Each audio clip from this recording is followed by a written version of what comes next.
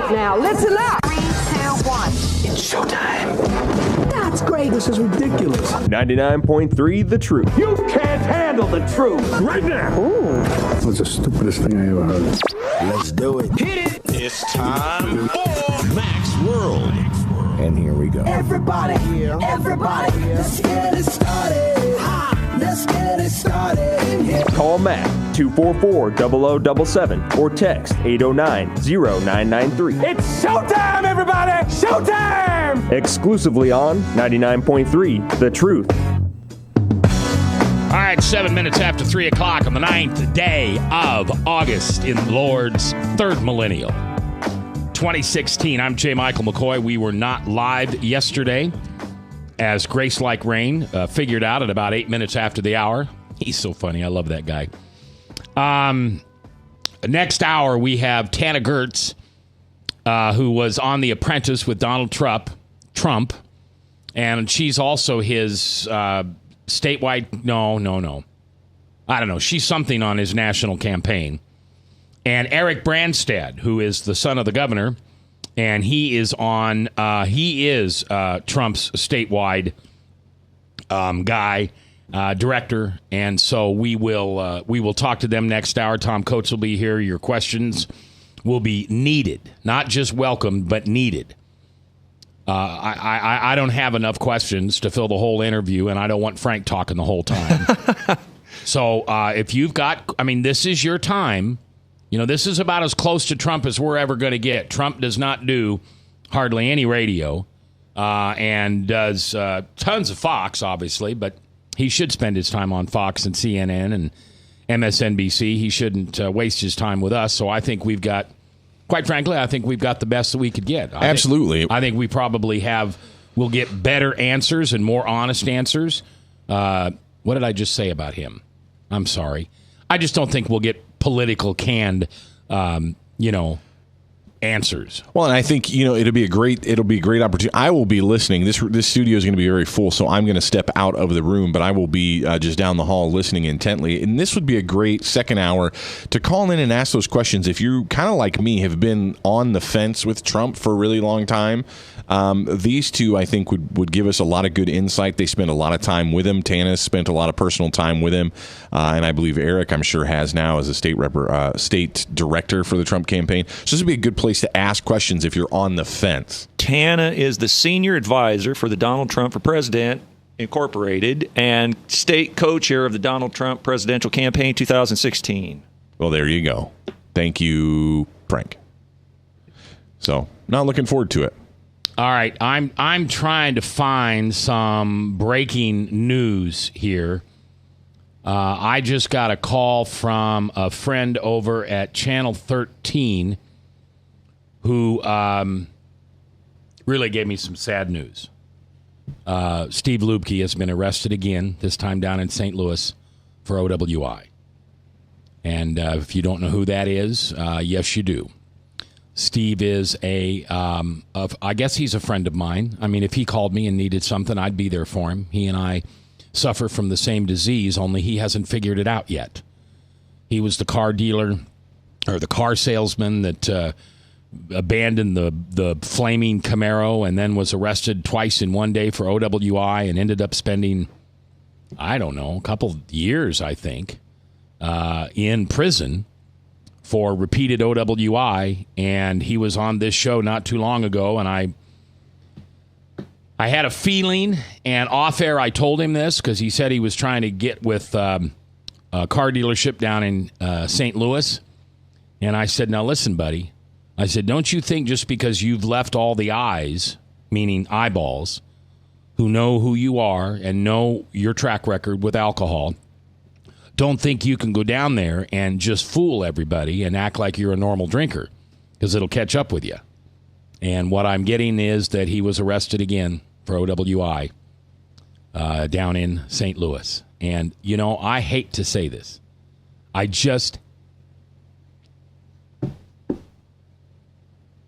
I don't know. I was going to say I think now maybe put him away for a while, put put him away for a while. Well, you hope that he would really, truly find recovery and want to get better. It doesn't sound like he would. I mean, if you skip town, if you go out of state and you continue to practice, you're not in a place where you want to get better. And that's the heartbreaking thing to me is that it doesn't sound like he wants to get better. He just wants to stop getting in trouble. Right. Very good. That's exactly right. And I don't know if this will be enough. I have no idea. But it'll be all over the news up here. I mean, they won't be kind to him in Des Moines, Iowa. And my guess is, I'm assuming he hasn't even changed residency, so the state of Missouri will probably be required to move him back to the state of Iowa. I don't know. Frank? My parents used to have a saying for that. It was called, "Are you sorry you're sorry, or are you sorry because you got caught?" But I was going to ask you, did he have a job at a car dealership? Or yes. Yeah, he told me that he had continued... or that he had gotten a good job. I mean, he's very, very, very good at what he does. I mean, I'm sure there are people as good. My friend over at Bob Brown Chevrolet, I can't think of his name right now. Tim, somebody? Yeah, Tim Manning. He's that good. I would assume Gabus had somebody that good at one time, and I can't remember his name, but he left after Charlie died.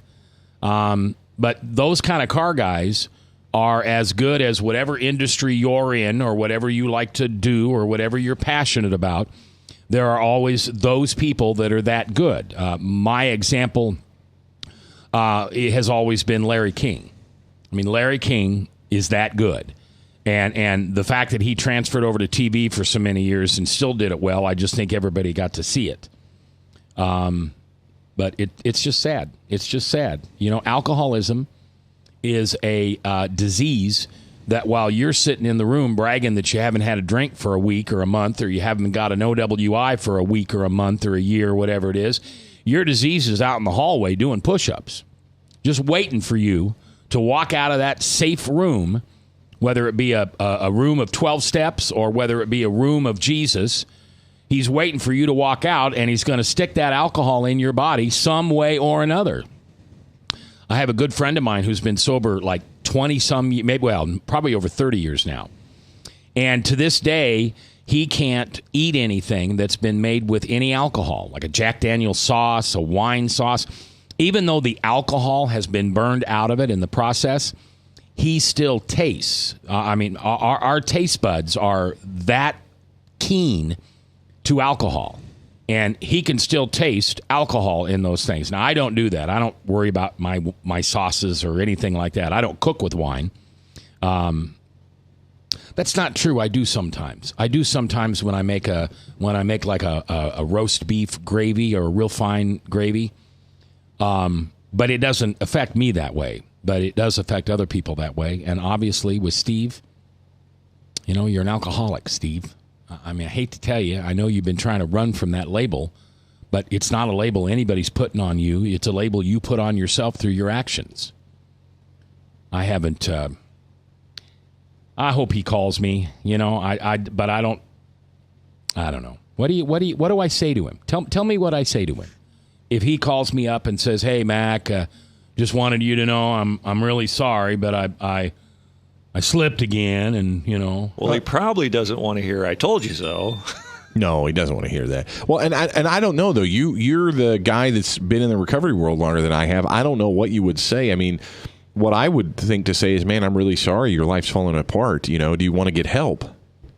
Is probably what I would ask him that question. You put it back on. And he'll say, yeah, I want to get help. I thought I had this thing licked. What I actually should tell him, I should tell him what I probably should have told him when he was in the studio, and I didn't. So shame on me. I should have said, I don't believe a thing you said in this interview. I'm sorry. 2,284 days of no alcohol in my body kind of gives me an idea about somebody who's saying they're not going to drink. When anybody tells you they got it licked, they don't got nothing licked but alcohol. The smart guy in recovery or gal in recovery knows that it is a day-by-day process.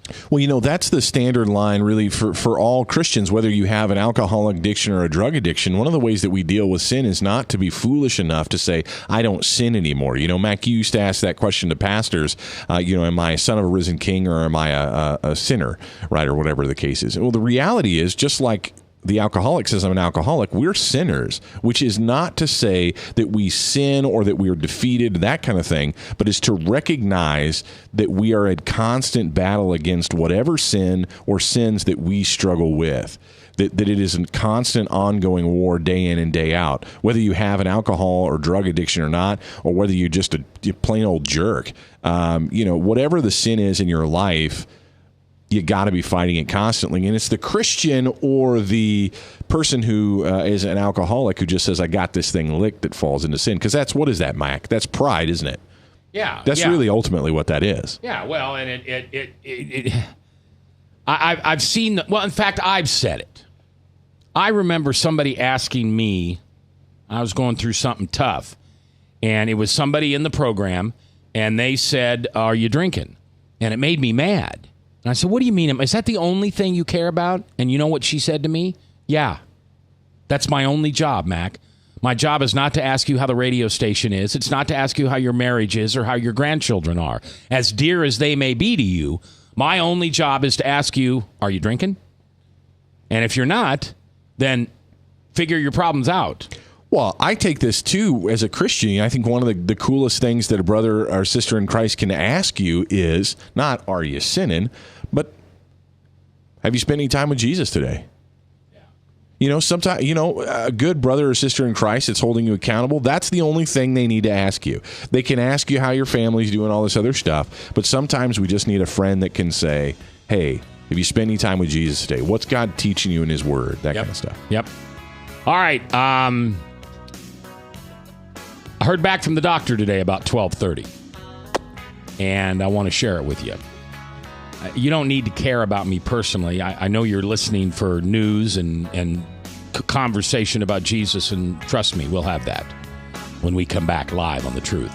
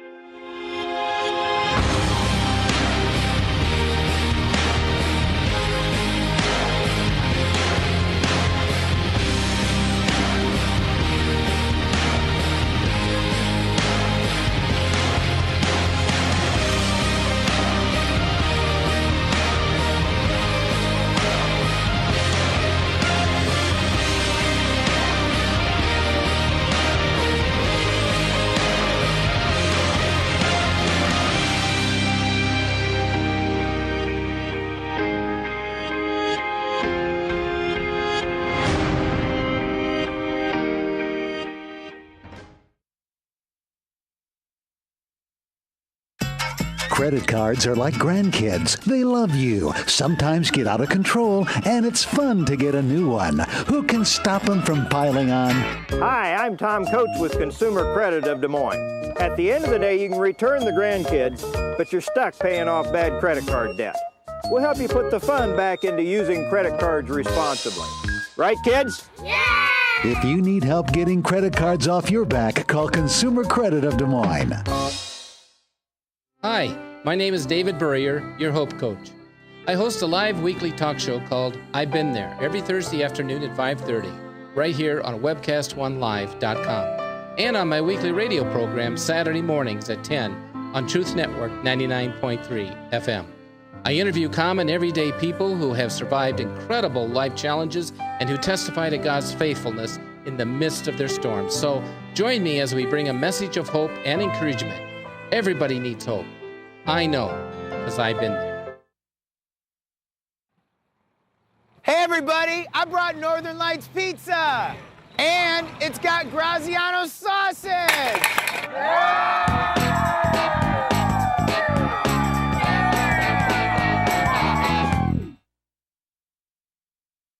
Rockton Prevention is celebrating 25 years of creating a caring community. We want to say thank you to the tens of thousands of Rock High School mentors that have carried our message of health, love, and encouragement to over 1.5 million children, teachers, and parents. Our mentors teach children methods and skills to prevent bullying and drug use. Thank you to all the school administrators, teachers, and counselors for the opportunity to serve you. Rock on, fair citizens. Rock on. This is Pat McManus for Rockton Prevention, the Richard O. Jacobson Foundation, and this station. From the RE/MAX Real Estate Concept Studios, this is Webcast One Live. From the RE/MAX Real Estate Concept Studios, this is Webcast One Live. 21 minutes after 3 o'clock, 3:21 on the 9th day of August in the Lord's year 2016. I'm J. Michael McCoy. What a hot one out there today. Oh, my heavens.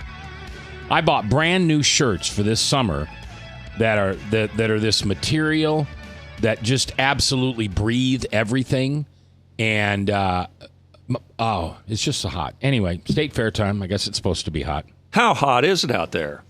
Well, it's about 109 degrees heat. What do they call that? Heat index. Heat index, yeah. All right. So about a month, no, it wasn't a month ago. What was it? About 3 weeks ago, a friend of mine got a calcium scoring test done. And calcium is another word for plaque. And it measures the buildup of calcium and plaque in and around your heart. And 0 to 200 is okay. You know, if you're getting to that 200, you ought to think about it. And this is what I've learned from cardiologists. 2 to 300 is probably some medication, probably some diet and exercise. 3 to 400 is stents or getting very close to bypass, and anything above 400 is absolutely bypass. Did I say that right? Okay. And anything over 500 is epitaph. Yeah, and mine was 565. And it said that 75 to 85% of the left side of my heart was blocked, or had blockage. It had 75 to 85% blockage on the left side of my heart. And that scared me. And so I interviewed 3 cardiologists and ended up going with Dr. Lemon with the Iowa Clinic. And the first thing he wanted to do was to put me through I call it a madridative test. Maybe that's not the right word. Stress tests? Yeah, well, I had like 5 tests done. Oh. I had a stress test, which just stressed me out. I don't know why they call it a stress test. It ought to be a give me stress test. I had a wand that they would poke up into my heart, in my skin, but all around my heart, and it took like a ultrasound. Yeah, and then they did what are those called? Carotid artery. They did that, and then they did something they called lit me up. And they put something, I guess it was radioactive, in. I had a thing in my hand, a vein. No, what do they call that? You know, where they put medicine in you. And they pumped this radioactive stuff into me. And well, first they took about 17 minutes. They take this machine and they literally roll it all the way around my heart. And then they pump you full of that stuff, and you got to drink a can of carbonated drink. I chose diet ginger ale. And then as soon as I've digested that, then I go in and I do another 17 minutes on that machine. And I was told by 2 cardiologists that 75 and 85% is nothing to play with. That do not be surprised if bypass surgery is in my near future, but certainly plan on stents. Well, I got done with all my tests, and my doctor called me today, and his exact words were, well, I guess this is an oops. He said sometimes those calcium scoring tests can have shadows in them, and the blockage can seem higher than it is, and it seems that that's what's happened to you. He said, you have a little bit of blockage because you're 57 years old and you don't take very good care of yourself, or I didn't before. But he said, we don't need to do anything. He said, I've lost 34 pounds here in the last couple of months, and I'm eating almost perfect. Almost perfect. I took a bite out of a third of a Kit Kat coming in here, and Jill gave me heck for that. But so I'm sitting. The call came in when I was over. My new regular lunch place is the Urbandale Hy-Vee, because for $6.99 plus something for the governor, I get 2 big plates of salad, and I don't use dressing anymore, and I don't put olives on it anymore, and a little bit of protein here and there. And I'm sitting there with my buddy Megs. You know Megs. He's been on this show many times. And Megs is a man who absolutely has witnessed miracles in his life, more than, 1 or 2. In fact, many times when people are, stage 4 cancer, at the end, we don't know what to do, Megs will come in and just pray over them. And Megs prayed for me. Megs put his hand on my heart and prayed for me several times. And Megs just threw his hands back and started laughing. You can hear his laugh if you listen carefully. And he just says, "Miracle Man." And I said, "What?" And he said, "Miracle Man." He said, "God came in and he created a miracle within you and he healed you. One test that you took, which started this whole process, was flawed. And perhaps that was never there. Perhaps it was there. I don't know. I guess I'm I don't know. I guess I'm not a good enough Christian yet, because I still am amazed at when God reveals himself within healing or within a coincidence that just can't be possible. What? Huh? I was telling you how Seth Walker and I have been working to buy a property that I wanted. And this is a property that I've looked at for 25 years or more. And either it came up for sale once in that time, and I felt the price was unreasonable. And so I believe with all my heart that God led me to that property this time when it was for sale, because I wasn't looking for it. I wasn't driving by the house anymore. I stopped going over into that neighborhood. So I see God reveal himself in my life. Chris Roloff, if you have ever heard the story about how I came to the station, there's no doubt. That is one of my proof of God stories. You bring me an atheist. You bring me a doubter. You bring me somebody who doesn't think there's a God out there. We're not even going to get to Jesus yet. Let's just start with the Creator, the guy who created you, or gal, whatever you want to say. Let's start with the guy who said, "I'm making you in my own image," and spells it all out in Genesis. You hear the story about how this radio station found me, and you'll go, "Oh, well, yeah. I guess if he exists, he must have done that." No. You don't get to say if he exists. So, am I sitting here on the radio proclaiming that God healed me? I don't know. Am I? You know what I feel like? I feel like one of those dirty TV evangelists that, they walk up to you and they do something and the excitement's there and they pop you on the head and you fall backwards, and now all of a sudden you can walk like a little boy when before you were crippled up like an old lady. I don't want to be that guy. Well, and that's how you know that stuff. That stuff is the accuser. That stuff on the TV that's fake and phony, that's the work of the enemy. That's how you know, because what it's caused in you is a lack of ability to just praise God for a place where he showed up in your life. You should have absolute confidence to say, you know what? I'm going to give God credit for this. You can say it was whatever. You can say whatever it was, but I'm going to give God credit for this. I often say I blame God for things. I say it sort of tongue in cheek.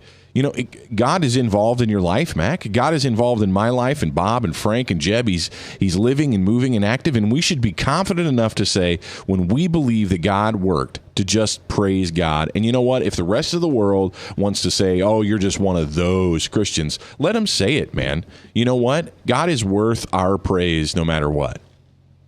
Yeah. And the moral of the story is keep up the healthy eating. Yeah, well, I am going to do that. I mean, sure. I'm not going to. That's kind of weird that you're the first person to tell me that, Frank. And I don't have any plans to go, phew, dodge that ball. I can go back to cheeseburgers at the food depot and double French fries. Well, that's why you got to have guys like Frank in your life, because that's what I would do. If I would have got a clean bill of health, I'd be at the Pizza Ranch, and I'd just see you Monday. Yeah, I'd be there for the rest of the week, just gorging myself. But that's a bad habit. So we know prayer works. We've all had that experience. I don't believe. Let me turn it into a positive. I have come to believe in my life through my personal story that if you pray to God, what I do is I pray every day. I pray to God, and I say the very same thing at some point. God, bring somebody alongside me that needs my help, needs your help through me, and reveal yourself to me so I know. I'm not the sharpest knife in the drawer. Lights are on and nobody's home. Brick short of a load, whatever you want to call it. I have to be reminded by him of when he shows up. And quite frankly, I don't think I ever want that to change. Amen.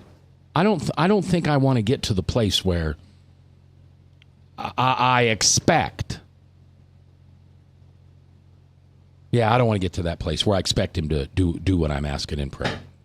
I don't want to get to that place. Maybe I will. I don't know. Maybe some people do. Bob, do you? You're an incredible prayer guy. Have you gotten to the point where you just expect him to fulfill your prayer needs? Yeah. Yeah. Okay. And I'm also willing to accept any answer that he gives. Ah, okay. All right. That's the right answer then. Right. And I've prayed for people that have been healed, that have been sick. And so I believe in the power of prayer. And so I would give all the credit to the Lord on that. And don't doubt. That means he has more for you to do in this life. And then when he's finished with your work that he's, assigned to you, then he's going to take you home where you really want to be. So what's my answer back to my naysaying, non-believing friends when they say, no, the doctor said sometimes those machines can shadow. They put a shadow in your heart, and you didn't get healed. You never had it. Well, I choose to believe that I've been healed, and that's what I do. So I'm thanking the Lord all the time. When he answers prayers, and when he still answers prayers, I just wait on the answer. Doesn't always come in my time. It's his time. Yeah. All right, Frank. Well, it's still an answer to a prayer because God might be warning you of something down the road that you need to pay attention to now before it gets at critical mass. Yeah, I mean, I have no doubt. Like I said, I'm not going to go and gain this 34 pounds back. Right. And that's the right. I mean, I want to go. I'd like to go about another 30, but I don't know if I can do that. Sure, why not? I'm at 229 right now. I started out at 283 2 years ago. I thought you were talking about another 30 years. See, that's what happens when I'm not paying attention. No, another 30 pounds. I have not been below 200 pounds since I was in college. So I don't know if I could do that. I don't know. You know what? I don't know if I want to sacrifice that much because that's probably going to mean exercise more than walking around the mall. So anyway, I wanted to share that with you today. I'm willing to listen to your thoughts and your prayers, but most importantly, I thank you for your prayers because I know God heard them. And whether it was a shadow or whether he healed me, he also motivated me to get my vital signs down, and he motivated me to lose some weight, and he motivated me to worship him and glorify him. And so that's what I'm doing today. News stories coming up next, live here on The Truth. Northern Lights Pizza's amazing garlic butter makes amazing breadsticks. Now available in 12-ounce bottles at Northern Lights, Hy-Vee, and Graziano's. Northern Lights Pizza. I'm Brian Leach, owner of Service Legends, and my position is Chief Talent Officer. I'm Nicholas Wonderscheid. I am Ernie Hobbs, And I'm the Service Manager. Marketing Director and Client Relations Manager. Everything that we do is about ensuring that we exceed your expectations. Our clients are important to us. 100% satisfaction. We're not just focused on heating and cooling. That's the easiest part of our job, actually, is fixing furnaces and air conditioners. Everyone that we come in touch with, we want to improve lives. Bottom line is, we've got our installation guarantees, 25% energy savings guarantee, comfort guarantee, temperature selection guarantee, property protection guarantee. 100% satisfaction guaranteed. Fixed rate or it's free. All of those guarantees are backed up with a 100% money back guarantee to hold ourselves accountable to making sure that you get what you're after. Just fixing the problem today. If they have another problem 5 days down the road, it's still fixed rate or it's free. We use what's called straightforward pricing. Our technicians are going to give you an exact to-the-penny price on what it's going to take before they move forward with any repair. That way you know what to expect. It's the same price every day. No surprises. If you get off work at 5 o'clock in the afternoon, you come home, you realize that, oh, my furnace is broken. Now you need to call somebody out that night. You shouldn't have to pay more for that. We're guaranteeing service 24/7. We run afternoons, evenings, nights, weekends. We're staffed to work that. Phone rings at 3 in the morning. You'll get one of our representatives answering the phone every time. We're not sending you out to Timbuktu in some call center. It's our Service Legend team members, our mission control team. I'll take a call anytime. And then they answer the phones the same way during the day as they do at night. It's a great day at your service company. How can we make you smile? That's the only way to provide true 24-hour service. When you're able to let somebody actually live in their home safely when they weren't able to do that before, where they don't have to stay up at night and worry about, is the heat going to come back on? Are we going to freeze the pipes? Is the baby in the room next door going to be sick because they got too cold? When you're able to help somebody overcome challenges like that, that's impacting a life. That makes a difference. I get goosebumps thinking about it. I love the team. I love the people that I work with. We have fun, but we work hard. I call them my ambassadors of legendary service. If you could just envision what that is, that's who we're sending to your home. They literally will call in, pick up the phone and call and say, hey, I want to talk to your manager. And I get on the phone, they're like, that technician that was at my house was the greatest technician ever. That's cool to me. We want to brighten people's days. Every person that we have going into the house has gone through an extensive background check. Drug testing, we have a very thorough interview process that 1 out of 140 people make it through. If we promise you something, that's what you're going to get, no matter what. We're here when you need us to protect the safety and comfort of your family.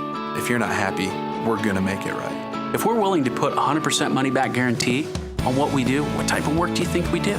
Give us a call. We're there for you 24/7, 365 days a year. Enough said.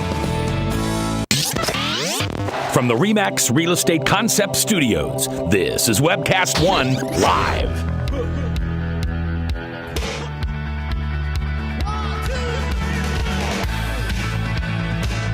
All right. 3:38, 22 minutes before the top of the hour Salem Radio Network News. And then Tana Gertz and Eric Branstad. That's who's scheduled. You know, I did confirm with Tana today that she'll be here. So, and you two have made up, and Kirsten made up? Tana Gertz and I, yeah, we bumped into each other at the Panera Bread there in Urbandale and hung out, got to know each other. You know, no, I'm kidding. We talked for just a minute. But we're good. She's forgiven you for your slanderous remarks on the radio that day. I didn't slander her. I just slandered, Donald Trump. Yeah. Hey, but that's what he does. That's his job. I mean, it's never going to stop. I mean, who doesn't say bad things about Donald Trump? That's true. That's true. But and I said this at the beginning of the broadcast. I'm looking forward to next hour because I am, like many people, really on the fence. I did not caucus for Donald Trump, but the guy that I caucused for was Marco Rubio. Yeah. And Marco Rubio had one of the best professions of faith. He understood the gospel in a way that I thought was just amazing. But he wasn't the guy for the job. The people didn't vote him in. So I don't think that needs to be the qualification for the guy that gets voted in. So I'm interested to hear kind of where Trump's really going to take this country. I'd like to hear more. I'm listening in a new way now. All right, and Tom Coates will also be in during that show, and it's your voice we're going to want to hear. 515-244-0077. That's the phone line. That's the voice line. And if you want to text to the Service Legends Truth text line, You can do that also at 515-809-0993. Speaking of texts. Yeah, this was from before the last break. But anyway, it says, Mac, your granddaughter was healed. Why not you? Yeah, I know. Did you go through this, Bob? Or you were always a Christian, though, weren't you? I mean, did you have a... I was born that way. No. Well, but I mean, did you have a... I guess you've never talked about your conversion. Well, I was a youngster. I was in the single digits. Okay. All right. I was very young. All right. Yeah. Parents sent me to church, and... You just grew up that way. Yeah. Mm-hmm. Well, I'm not gonna doubt it, obviously, and I have full faith in Meg's. He's been around these things a lot longer than I have. But I don't know why. I mean, I believe in God. I believe in His Son Jesus. I believe in the Holy Spirit. I believe that the Bible is God's word, written by God through man's hand. I certainly believe in Satan and a Jezebel spirit. So why is it so hard for me to accept that? A month ago I had a test that said you're in trouble, and a month later I have 4 or 5 more tests, and they said no, you're fine. Must have been and they have a medical term for shadowing, apparently, that the calcium scoring test sometimes can get behind the heart somehow or beside the heart somehow, and it shadows. I don't know. I've learned more about my heart in the last month than I've known in the last 57 years. All right, let's talk some business. The Des Moines Mayor County says full-time workers for the city deserve a minimum wage of $15 an hour. The Des Moines Register reports that Mayor Frank County and the city council told city staffers yesterday to evaluate city job descriptions and functions in developing an ordinance that would guarantee a livable wage. City officials will be reviewing labor contracts as part of the process. City Personnel Director James Wells said only a few full-time city positions offer a starting salary range below $15 an hour. Iowa State's minimum wage is $7.25. Johnson County will be raising all wages for employees to $10.10, and Polk County and Lynn County supervisors are expected to consider local wage hikes this fall. Now, do you hear what I hear in those news stories? Mm-hmm. What do you hear? Let's buy some votes. Well, that would be. I hadn't thought about that, but that would be a good. In a way, I'm hearing the same thing you are. I'm hearing tax hike. I mean, where's that money going to come from? If we're going from $7.25 to $15, that's a double. That's a double. So if you're going to double the wages, what are we going to do? Are we going to double property taxes? Are we going to increase sales tax? Are we going to increase water fees? Are we going to? I mean, what do we have to do to pay for this? It's nice that the hero liberals, the low information voters, can stand up and go, yay, we're going to get paid more. But where does the money come from? It comes from me. I don't know. I just know Jesus is in charge, and I guess if Jesus wants us to have $15 an hour, we'll get $15 an hour. The problem there's two things with the minimum wage hikes is that one, right, you've got increased taxes, but the other thing is it says to the person working a minimum wage job, you don't need to do anything else with your life other than work a minimum wage job. Right. If I could fold clothes at a retail store and make $25 an hour, why on earth would I put up with the stress of anything else? Why would I would I want to start a small business? Why would I want to try? I could just I could live comfortably being just an easygoing employee, work my 35, 40 hours a week, and there you go. Why would you want the stress of radio management and all the headaches that come with that? Yeah. I mean, gosh, if Games and More in the Valley West Mall and Merle Hay Mall, I mean, they offered me a job several weeks ago to be their board game guru. It wasn't $25 If it was $25 an hour, you betcha, I'd be thinking about that, you know? Seriously? 40 hours a week looking at games, talking to people about toys. You know what? You know what had happened, don't you? What? You would miss radio. Yeah, but I could do that I could do that for funsies. You do radio? You what? Who? How do you do radio for funsies? I don't know. I'm looking at a guy who does it for funsies. Who, me? Yeah. Who? You talking to me? Why? I think whatever. Did I win? I resemble that remark. win. Mac didn't have anything to say. I win. I'm done. My job here is done. Thank you, 99.3. I just want to thank my mother, my father, Jeb. Oh, it's an honor to be sitting here with you today. I'm sorry. That was very rewarding. Woo! Well, you didn't win. Well, if you need a win, do you put a win in? No, the it felt column? good. Yeah, don't take it from me. I just want to hang on to it. I'd like to. This honor is just no. He's holding a plaque. This is my award that I've received. You have to do the flying nun thing. You like me. You really like me. When Sally Field won the Oscar for whatever. You like me. You really like me. That's awesome. All right. Well, I'm sorry. I just don't think radio's something you walk away from it. No, I know. I'm kidding. But that's the point with the minimum wage thing, though, is and I had a smart guy point this out. Look, if we're really just going to keep raising the minimum wage and raising the minimum wage and raising the minimum wage, why are we requiring people to work at all? Why don't we just all live off the government? You see, but that doesn't make sense because somebody has to make money because somebody has to create revenue to pay taxes. Not according to Bernie Sanders. Well, not according to morons. The problem is that the government doesn't produce anything. So the government can't pay for more stuff because the government doesn't produce revenue. They just take money from people that do. Right. Spend it. And spend it. They just spend money. They can't make money. Well, be very thankful to a very liberal city council, board of supervisors, and Mayor Frank County, because I'll bet you anything before the end of this year's up, we'll be at a $15 minimum wage for county workers. And you're right. What's the incentive? Here, I'll just give you more. Let me double your wage. Let me double your wage. Why? Did I do a good job? No. Did I come in early? No.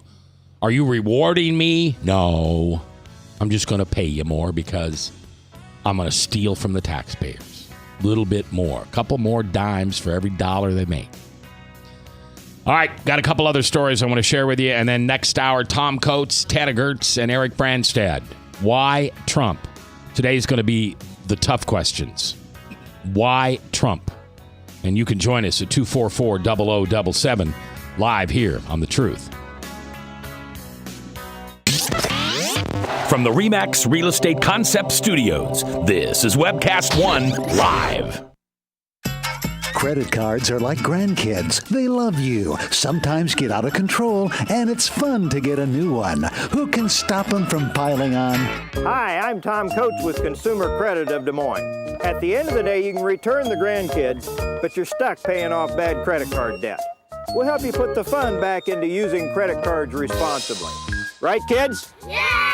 If you need help getting credit cards off your back, call Consumer Credit of Des Moines. Rockton Prevention is celebrating 25 years of creating a caring community. We want to say thank you to the tens of thousands of Rock High School mentors that have carried our message of health, love, and encouragement to over 1.5 million children, teachers, and parents. Our mentors teach children methods and skills to prevent bullying and drug use. Thank you to all the school administrators, teachers, and counselors for the opportunity to serve you. Rock on, fair citizens. Rock on. This is Pat McManus for Rockton Prevention, the Richard O. Jacobson Foundation, and this station. Northern Lights Pizza, your home of the tasty crust.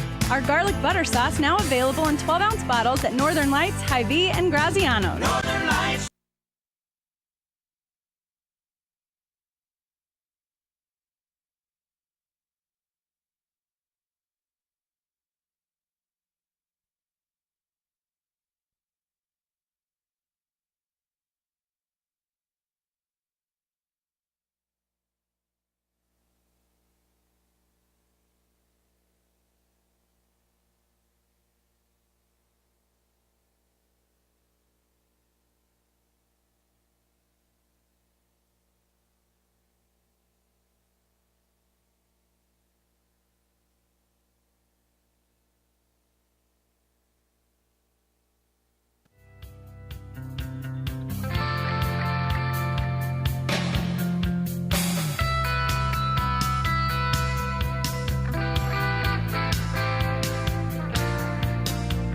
10 minutes after, or 10 minutes before 4 o'clock, 3:50.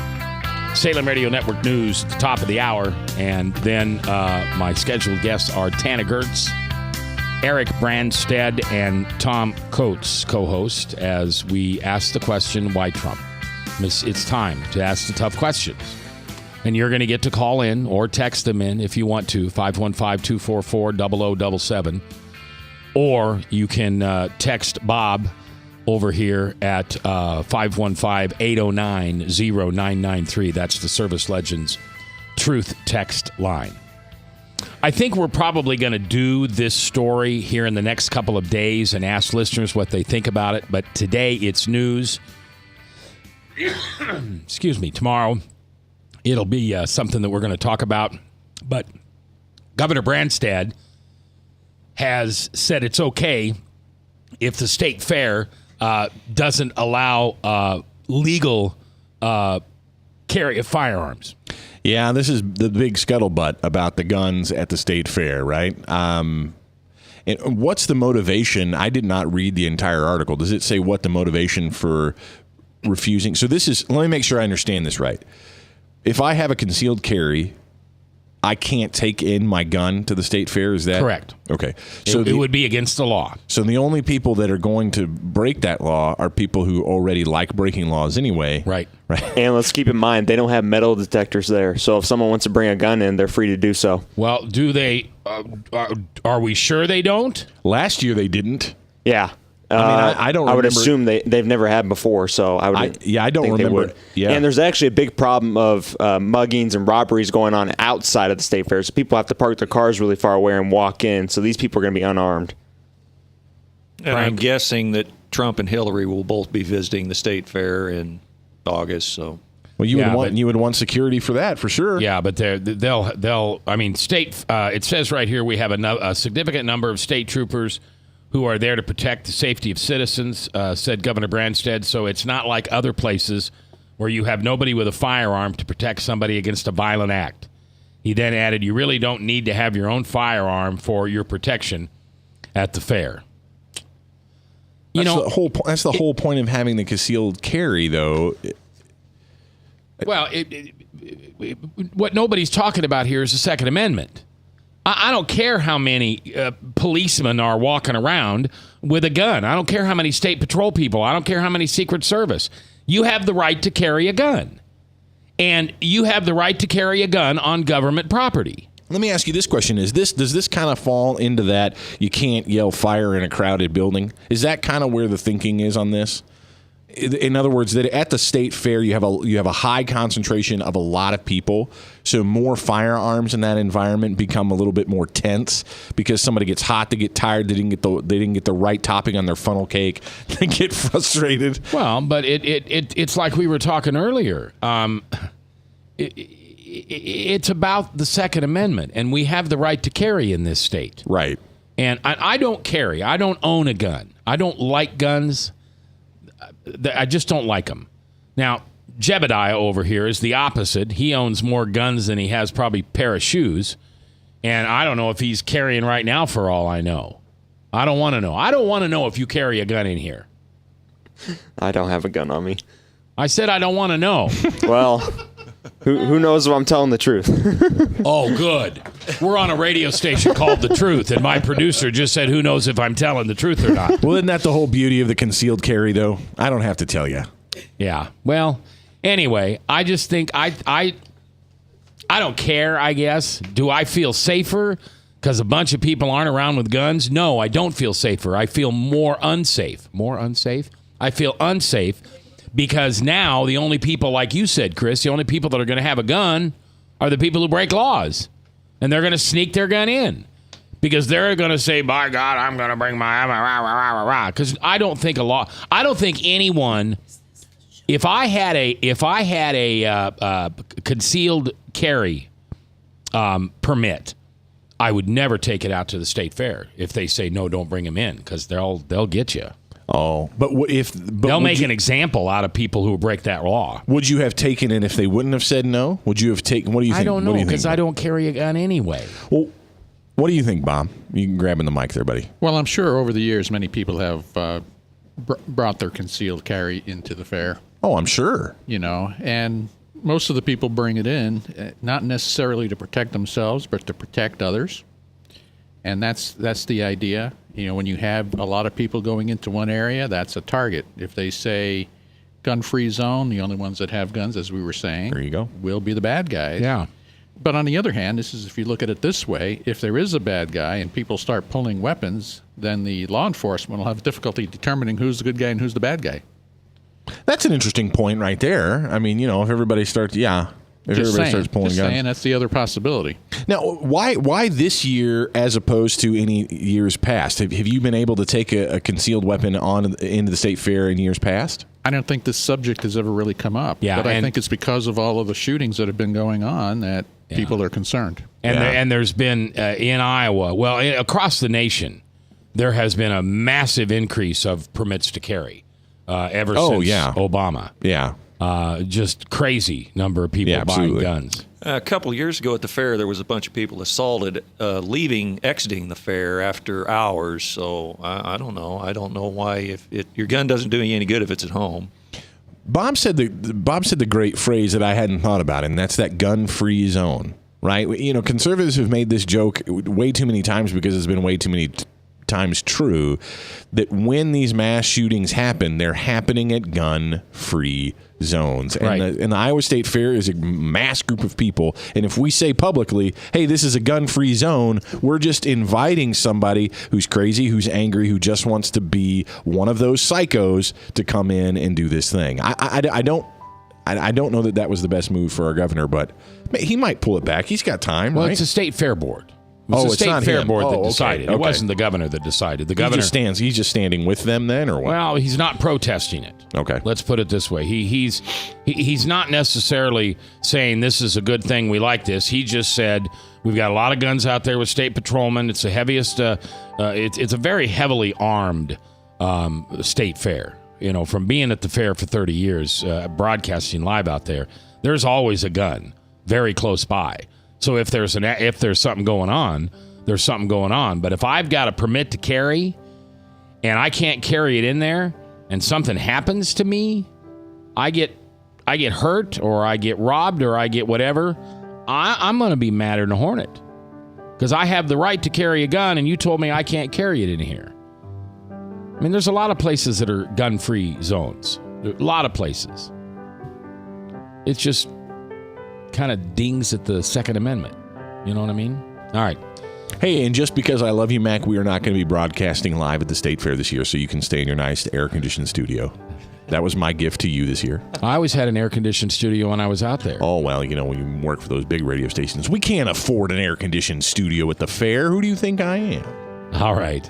Let's take a break. Salem Radio Network News coming in at the top of the hour, and then Tanner Gertz, Tom Coates, and Eric Branstad live with the question, okay, why Trump? Now, today's the day to ask the questions, why Trump? We're coming back live. Hey, I'm going to...